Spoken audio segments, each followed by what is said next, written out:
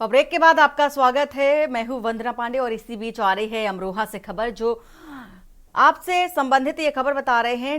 No helmet no fuel की रणनीति पर अब काम होगा, चूंकि लागू भी होगी। जिले में बिना हेलमेट के अब पेट्रोल नहीं मिलेगा। एक्सीडेंट की घटनाओं में कमी लाने को लेकर के जिलाधिकारी की ओर से ये अहम कदम उठाया गया है और सीसीटीवी कैमरे की निगरानी में आपको पेट्रोल भी दिया जाएगा। तो पेट्रोल पंप पर सेल्समैन से झगड़े पर जेल होगी। जिस तरह से आए दिन की जो खबर निकल कर आती थी कि पेट्रोल पंप पर पहुंचते ही सेल्समैन के साथ जो झगड़े होते थे, उसकी तस्वीरें जो निरंतर सामने आती थी, उसको लेकर के भी ये खबर है कि सेल्समैन से अगर झगड़ा किया तो जेल भी हो सकती है। सभी पेट्रोल पंप स्वामियों को पंपों पर लगाने होंगे होर्डिंग्स और 26 जनवरी से जिले में लागू किए जाएंगे सारे ही नियम, जो कि जिलाधिकारी की ओर से ये नियम बनाए गए और इन नियमों को जो धरातल पर लागू किया जाएगा 26 जनवरी का वो दिन होगा। और डीएम निधि गुप्ता वत्स ने आदेश भी इसको लेकर के जारी कर दिया है। तो खबर आपको बता रहे हैं, अमरोहा से ये खबर है। अगर आपने हेलमेट नहीं पहना है तो पेट्रोल भी नहीं दिया जाएगा। साथ ही अगर आपने सेल्समैन के साथ झगड़ा किया तो आप पर कार्रवाई होगी, आपको जेल भी हो सकती है। तो सभी पेट्रोल पंप स्वामियों को अपने पेट्रोल पंप पर होर्डिंग्स लगाने के निर्देश भी जिलाधिकारी की ओर से दे दिए गए हैं। ये नियम जो कि बनाए गए हैं 26 जनवरी से लागू भी किए जाएंगे। गणतंत्र दिवस के दिन से ये सारे ही नियम लागू किए जाएंगे। तो नो हेलमेट नो फ्यूल के तहत ये अब कार्रवाई की जा रही है। ये एक अभियान भी चलाया जा रहा है और निरंतर देखा जाता है कि हेलमेट को लेकर के प्रशासनिक तौर पर जन जागरूकता अभियान चलाया जाता है। लोगों को हिदायत दी जाती है और समझाया भी जाता है कि आप हेलमेट पहनते हैं तो इससे आपका जीवन सुरक्षित रहता है। तो सभी पेट्रोल पंप पर स्वामियों को, जो कि पेट्रोल पंप मालिक हैं, उनको ये निर्देश दिए गए हैं कि आप अपने पेट्रोल पंप पर होर्डिंग्स लगाएं कि नो पेट्रोल नो फ्यूल। अगर आप पहनते हैं हेलमेट, लगाते हैं हेलमेट, तो ही आपको ईंधन दिया जाएगा, अन्यथा आपको बिना ईंधन के, बिना पेट्रोल के ही वापस जाना पड़ेगा। अमरोहा से ये खबर, ये बड़ा कदम भी, ये सराहनीय कदम जिलाधिकारी की ओर से कहा जा सकता है। एक्सीडेंट है जो कि दुर्घटनाओं को लेकर के ये कदम भी उठाया गया है। दुर्घटनाओं में कमी लाने के लिए जिलाधिकारी की ओर से ये अहम कदम उठाया गया। और अमरोहा से सीरप चौधरी हमारे साथ इसी खबर पर हैं। सिर्फ जिस तरह से देखा जा रहा है कि जिलाधिकारी की ओर से एक आदेश जारी किया गया और इस आदेश के तहत नो हेलमेट नो फ्यूल के तहत अब ये कार्रवाई भी देखी जा रही है और ये भी है कि 26 जनवरी से ये नियम भी लागू कर दिए जाएंगे। जी बिल्कुल, बताते जिला अधिकारी निधि गुप्ता वत्स की तरफ से ये निर्देश जारी हो गए हैं। अब अमरोहा में प्रत्येक पेट्रोल पंप पर बिना हेलमेट के वो फ्यूल नहीं दिया जाएगा, पेट्रोल नहीं दिया जाएगा। ऐसी स्थिति में अगर कोई यात्री ऐसा होता है कि वो अगर झगड़ा करता है तो उसके लिए जो है ये भी निर्देश दिए गए हैं कि उस पर कानूनी कार्रवाई की जाएगी और ये दंडनीय अपराध माना जाएगा। बिल्कुल। ऐसी और स्थिति में उत्तर प्रदेश के से भी पहले जनपदों में ऐसा निर्देश जारी किए थे जिलाधिकारी द्वारा, लेकिन अब अमरोहा में 26 जनवरी से जो है ये नियम लागू कर दिया गया है। जिस यात्री के पास में हेलमेट नहीं होगा उसको फ्यूल नहीं दिया जाएगा। ऐसी स्थिति में अगर कोई भी दुर्घटना या घटना जो है वो पेट्रोल पंप पर होती है तो ऐसी घटना करने वाले के खिलाफ सख्ती से निपटा जाएगा। ऐसे निर्देश जिलाधिकारी अमरोहा निधि गुप्ता वत्स के द्वारा दिए गए हैं और उनका सीधा उद्देश्य है कि जितने दुर्घटनाएं होती हैं उसमें जो है हेलमेट का एक बहुत बड़ा कारण होता है। अगर हेलमेट लगाया जाए तो कहीं ना कहीं यात्रा करने वाले को बाइक चलाने वाले को सुरक्षा प्रदान करता है। ऐसी स्थिति में चोट तो जरूर लगती है, लेकिन चोट में कहीं ना कहीं इतनी ज्यादा नहीं लगती है जो सिर का ऊपरी हिस्सा है उसके चोट लगने पर जान का खतरा हो सकता है। ऐसी स्थिति में जो दुर्घटनाएं हैं उनमें हो रही मौतों की संख्या कम करने के लिए ये कदम उठाया गया है अमरोहा जिलाधिकारी द्वारा। और इसमें जो लोग इस नियम की धज्जियां उड़ाते हुए मिले उन पेट्रोल पंप स्वामियों से भी सख्ती से निपटने की बात कही है। और तमाम जितने भी पेट्रोल पंप स्वामी हैं उनको निर्देश जारी किए हैं कि वो अपने पेट्रोल पंप पर होर्डिंग लगाएंगे, जिससे कि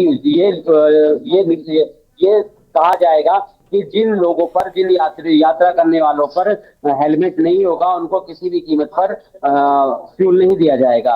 ऐसी स्थिति में लगातार हो रही जो मांझे से आज के तारीख में जो लगातार घटनाएं हो रही हैं उन पे भी कहीं ना कहीं सुरक्षा की दृष्टि से हेलमेट पहनना बहुत आवश्यक होगा। क्योंकि पिछले दिनों में अमरोहा की एक पुलिसकर्मी की मौत हुई है, जो कि चाइनीज मंझे को चाइनीज मंझे से गर्दन कट जाने के कारण जो मौत हुई थी।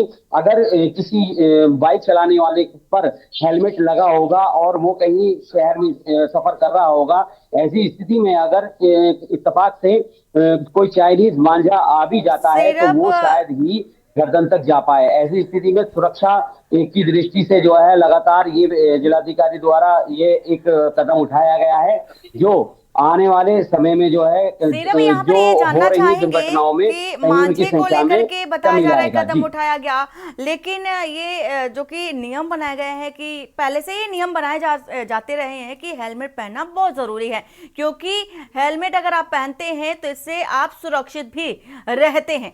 लेकिन इसके तरह अगर बात कर ले तो ये भी एक नियम बनाया गया था कि जो हेलमेट, चाहे वो दोपहिया चालक हो, बाइक चालक हो, उसने हेलमेट लगाया है लेकिन उसके पीछे जो बैठा है वो भी हेलमेट लगाए हो, ऐसे भी नियम बनाया गया था। तो क्या पेट्रोल पंप पर जो व्यक्ति पहुंचेगा उसके साथ अगर जो पीछे बैठा व्यक्ति है, क्या वो भी हेलमेट लगाए तभी पेट्रोल दिया जाएगा? और इसके पीछे अभी एक और खबर ऐसी ही निकल कर आई थी कि 4 साल का जो बच्चा है वो भी हेलमेट लगाए। तो क्या ये सारे नियम रखे जाएंगे जब पेट्रोल लेने जाएगा व्यक्ति?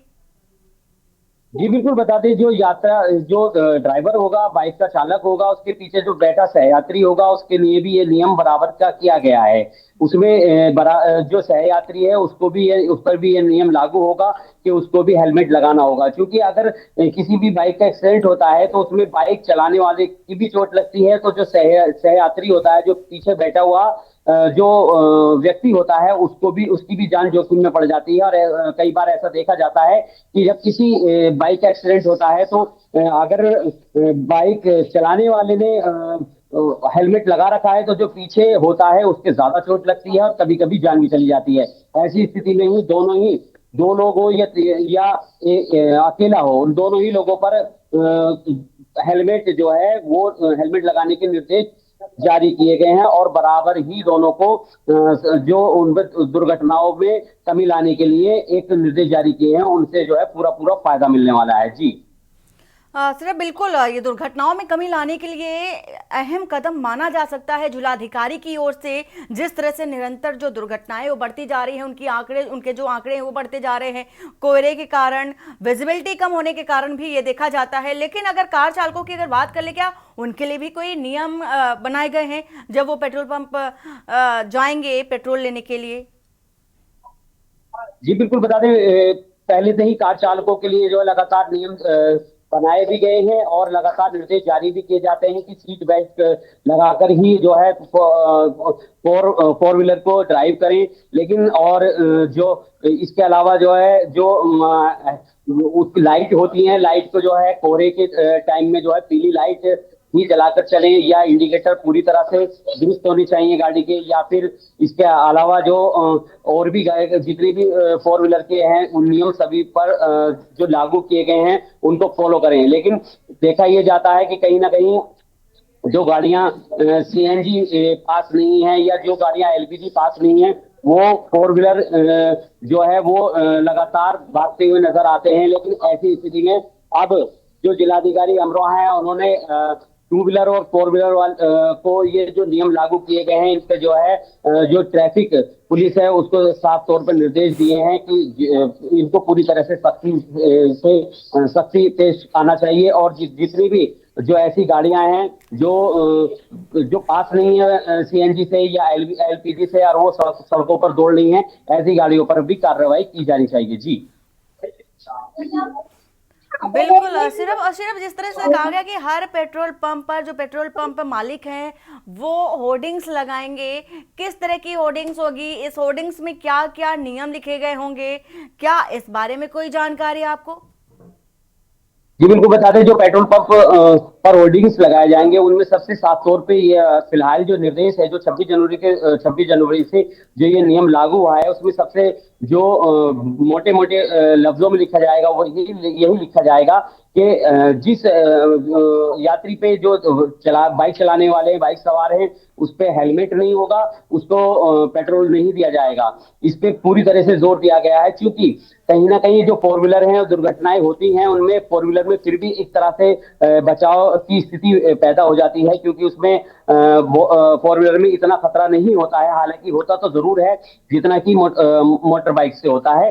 मोटरसाइकिल जितने भी चलाने वाले होते हैं उनपे उनके अगर सर पे हेलमेट लगा होता है, कहीं दुर्घटना हो भी जाती है तो ऐसी स्थिति में सर में चोट न आने की वजह से जान बचने के ज्यादा चांसेस रहते हैं। इसलिए सबसे ज्यादा जो फिलहाल 26 जनवरी से ये नियम लागू किया गया है, इसमें यही साफ तौर पे लिखा होगा होर्डिंग्स में कि जिन बाइक सवार व्यक्तियों पर हेलमेट नहीं होगा, दोनों ही लोगों पर, चाहे वो बाइक ड्राइवर हो या उससे पीछे बैठने वाला व्यक्ति हो, और उन दोनों पे हेलमेट नहीं होगा तो उनको पेट्रोल नहीं दिया जाना चाहिए। हालांकि जो अभी तक इस नियम की धज्जियां उड़ाते हुए यात्री हैं उनको इस नियम से खासा परेशानी आने वाली है, क्योंकि अगर दिल्ली जैसे शहरों में अगर यूपी में आप आइएगा तो यूपी में हेलमेट लगाने का ना ही तो नियम माना जाता है। बिल्कुल यहाँ के जो बाइक सवार होते हैं उनमें आप देखेंगे कि 30 से 40% लोग ही हेलमेट का जो नियम है उसको फॉलो कर पाते हैं, अन्यथा 60% लोग ऐसे होते हैं जो हेलमेट नहीं लगाते हैं, विदाउट हेलमेट चलते हैं। ऐसी स्थिति में यूपी में अगर इस निर्देश को लगातार हर जिले में लागू कर दिया जाएगा तो यूपी वासियों को खासी इस परेशानी का सामना करना पड़ेगा, क्योंकि उनको पहले से ही आदत नहीं होती है। ऐसी स्थिति में लगातार इतनी बड़ी जनसंख्या को हेलमेट के जो निर्देश जारी किए हैं उसको लगाने के लिए जो है वो पेट्रोल पंप स्वामियों को भी और जो प्रशासन है, ट्रैफिक प्रशासन है, उसको भी खासी मशक्कत और जो है परेशानियों का सामना करना पड़ेगा। जी बिल्कुल सिरप, और इस तरह के अभियान लगातार चलाए भी जाते हैं, प्रशासनिक तौर पर भी ये अभियान चलाए जाते हैं। जिलाधिकारी की ओर से अब प्रमुखता से इस कदम को उठाया जा रहा है। 26 जनवरी को ये नियम धरातल पर लागू कर दिए जाएंगे। फिलहाल पूरी जानकारी देने के लिए आपका शुक्रिया। खबर बता रहे हैं अमरोहा से, जहां पर नो हेलमेट नो फ्यूल अब लागू होगा 26 जनवरी से। जिले में अगर आपके पास आपने अगर हेलमेट नहीं पहना है तो आपको पेट्रोल नहीं दिया जाएगा। साफ तौर पर ये हिदायत भी दी जा चुकी है और निर्देश भी जारी कर दिए गए हैं। जिलाधिकारी की ओर से ये आदेश भी दिए गए हैं। और वहीं फरीदाबाद के गांव चांदपुर में 14 जनवरी को जिम से घर लौट रहे राम अवतार नाम के युवक को गौरव नाम के व्यक्ति ने रंजिश के चलते कार से टक्कर मार दी। टक्कर लगने से युवक गंभीर रूप से घायल हो गया और उसे इलाज के लिए निजी अस्पताल में भर्ती भी कराया गया। घायल राम अवतार ने पुलिस को अपनी शिकायत में बताया है कि वह शाम के करीब 4:30 बजे पैदल घर जा रहा था और तभी गौरव ने अपनी सफेद वैगनार कार से उसे जान से मारने की नियत से पीछे से टक्कर मार दी। टक्कर के बाद आरोपी कार सहित फरार हो गया और राम अवतार ने यह भी बताया कि गौरव ने 12 दिसंबर को भी उसके साथ झगड़ा किया था, जिसका राजीनामा पुलिस की मौजूदगी में भी हुआ था, लेकिन फिर भी गौरव ने उससे रंजिश रखे। पुलिस ने आरोपी गौरव और उसके चाचा सूरजपाल के खिलाफ मामला दर्ज कर जांच शुरू कर दी है। वहीं पुलिस मामले की गहनता से जांच पड़ताल कर रही है।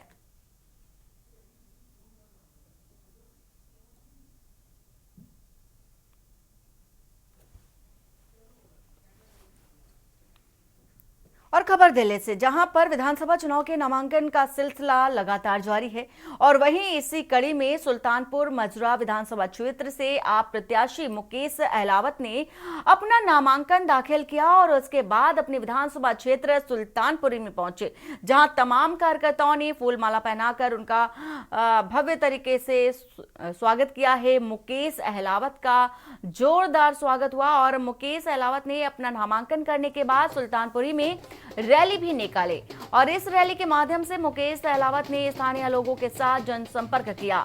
इस रैली में बड़ी संख्या में आप कार्यकर्ताओं और उनके समर्थकों का भारी हुजूम भी देखने को मिला। मुकेश अहलावत ने विभिन्न गलियों और चौक चौराहों पर जाकर लोगों से मिलकर ज्यादा से ज्यादा वोट की भी अपील की।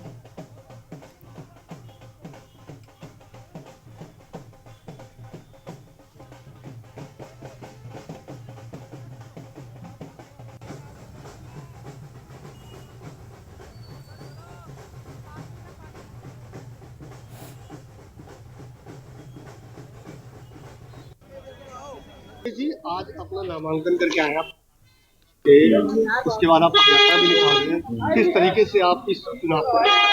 ऐसा है, पब्लिक का उत्साह देख के तो ऐसा लग रहा है एक तरफा है, ना बीजेपी से फाइट है ना कांग्रेस से फाइट है। मेरी फाइट केवल ये है कि 48,000 जो पहले वोट पड़े थे उससे ज्यादा वोटों से जीत के दिखाऊंगा आपके। इस बार अगर हम बात करें जहां कांग्रेस से पहले की ही तरह जनरेशन है, तो वही बीजेपी ने इस बार सुल्तानपुर माजरा से नए उम्मीदवार को उतारा है। लगता है कि कुछ फाइट हो पाएगी? नहीं, कोई फाइट नहीं होगी, वो अनजान है, लोगों को पता नहीं है अभी। और पहले वाले जो विधायक थे उसकी भी ऐसी छवि है कि उसको भी लोग पसंद नहीं करते, तो मैं दोबारा से रिपीट करूंगा और लोगों का प्यार और जन समूह देख के मेरा और हौसला बढ़ रहा है। और खबर दिल्ली से, जहां रोहड़ी जिला के मांगे राम पार्क इलाके के अंदर ओयो होटल यानी कि एसके रेजिडेंसी में मिली एक डेड बॉडी ने पूरे इलाके में सनसनी फैला दी। पूरा मामला रोहड़ी जिले के बुध विहार मांगे राम पार्क इलाके का है, जहां पर कई ओयो रेजिडेंसी है और यहां पर रोजाना कई प्रेमी युगल और बाहर से व्यापार करने आए लोगों के अलावा अन्य लोग रूम लेते हैं। सुबह आज पीसीआर को लिए एक लड़के की डेड बॉडी की कॉल प्राप्त हुई और पुलिस ओयोएस के रेजिडेंसी पहुंचती है और कमरे में पड़े मृतक के शव को कब्जे में लेकर पोस्टमार्टम के लिए भी भेज देती है। मृतक की पहचान चिराग के रूप में हुई और जो कैथल हरियाणा का रहने वाला है और उसकी उम्र लगभग 32 साल के आसपास की बताई जा रही है। पुलिस को मौके से कुछ भी आपत्तिजनक नहीं मिला है। फिलहाल दिल्ली पुलिस ने आगे की विधिक कार्रवाई शुरू कर दी है और जांच भी इन्वेस्टिगेशन कर रही है। सर बॉडी जा रही है गौरी शंकर भाई।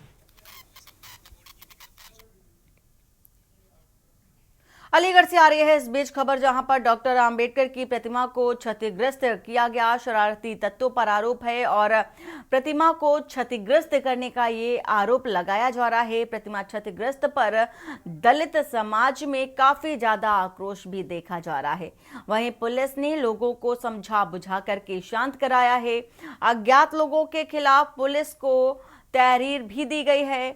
अज्ञात युवक की तलाश में फिलहाल पुलिस जुटी है। थाना पाली मुकीमपुर के गांव दुधमा का ये मामला बताया जा रहा है। अलीगढ़ से आपको ये खबर बता रहे हैं। तो पुलिस ने लोगों को समझा बुझा करके शांत कराया और इसी के साथ ही अंबेडकर की प्रतिमा को क्षतिग्रस्त करने का आरोप भी लगाया जा रहा है और इसी के साथ ही अराजक तत्वों पर यह आरोप है प्रतिमा को क्षतिग्रस्त करने का। अज्ञात लोगों के खिलाफ पुलिस में तहरीर भी दी गई है और इसी के साथ ही साथ अज्ञात युवक की तलाश में भी पुलिस जुट गई है।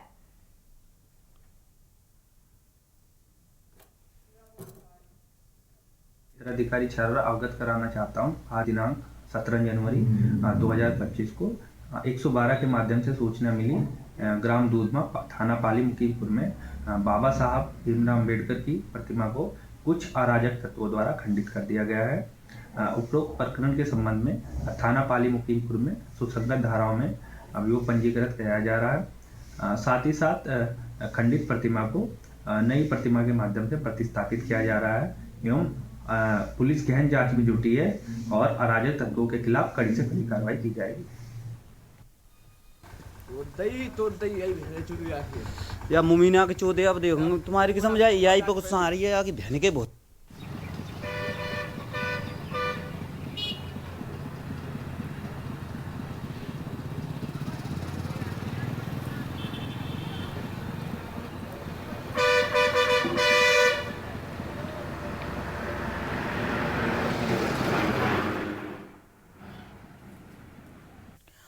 और अलीगढ़ से अनिल मीणा इसी खबर पर है। अनिल, जिस तरह से आरोप ये अराजक तत्वों पर लगाया जा रहा है कि भीमराव अंबेडकर की प्रतिमा को क्षतिग्रस्त किया गया, तहरीर भी दी गई है, तो क्या अपडेट निकलकर सामने आई है? किसने ये प्रतिमा को क्षतिग्रस्त किया है?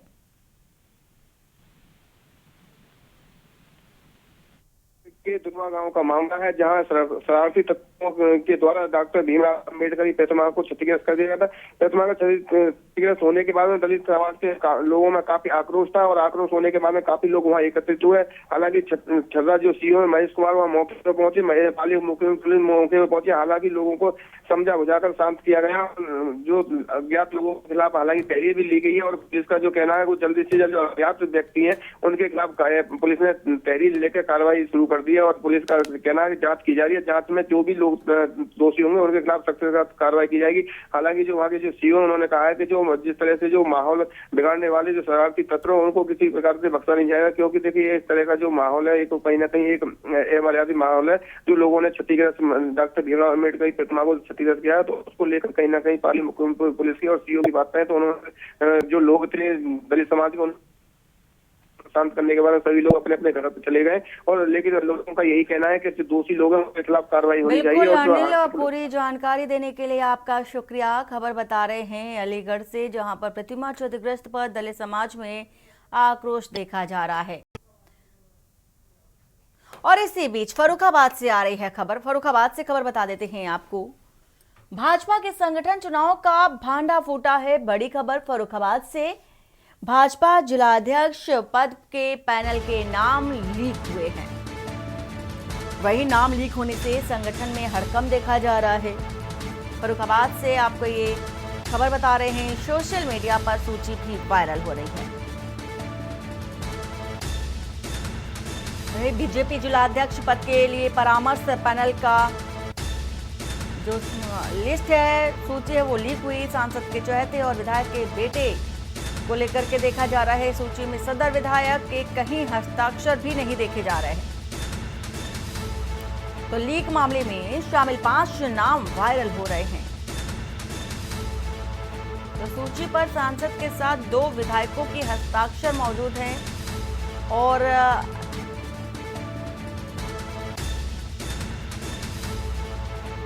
एक न्यूज़पेपर में छपी जो खबर है वो भी मैं आपको दिखा रही हूं।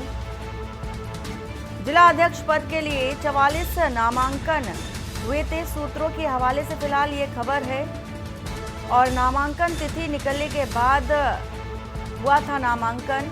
जयसिंह गंगवार का नाम हुआ था, नामांकन में नाम हुआ था और इसी के साथ ही शमशाबाद पूर्व नगर पालिका अध्यक्ष का भी नामांकन हुआ था। युवा मोर्चा के प्रदेशाध्यक्ष प्रांशु दत्त के साथ ही युवा मोर्चा के प्रदेशाध्यक्ष प्रांशु दत्त द्विवेदी के भी करीबी बताए जा रहे हैं। तो घटना ने संगठन की चुनाव प्रक्रिया पर कई बड़े सवाल भी खड़े किए हैं। फतेह चंद्र वर्मा, संदीप शाक्य, रुपेश गुप्ता के नाम इसमें शामिल किए गए हैं।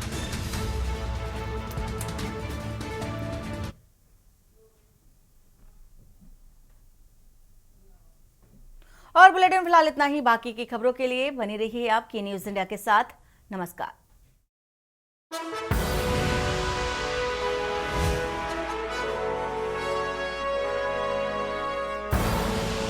आप देख रहे हैं के न्यूज, खबरों का सारथी।